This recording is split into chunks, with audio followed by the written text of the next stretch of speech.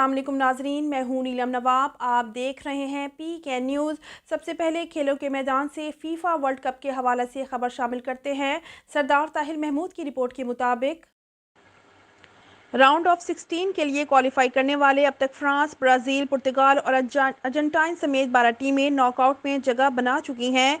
FIFA world cup 2022 round of 16 के लिए qualify करने वाली तमाम टीमों को जाने। सरदार ताहिर महमूद की रिपोर्ट के मुताबिक कतर में ग्रुप मरहले के अख्ताम के साथ फीफा वर्ल्ड कप 2022 अपने राउंड ऑफ 16 मरहले की तरफ बढ़ रहा है।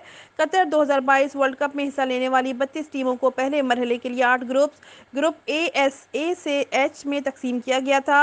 हर ग्रुप में हर team single bets round robin format में एक बार आमने सामने होती है और हर ग्रुप से सरफहरिस्त 2 टीमें फीफा वर्ल्ड कप 2022 के राउंड ऑफ 16 के लिए क्वालिफाई करती हैं।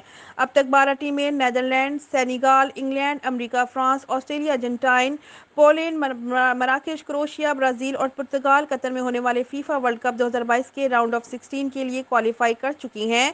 कतर अपने इब्तदाई 2 मैच हारने के बाद राउंड ऑफ 16 की दौड़ से बाहर होने वाली पहली टीम थी।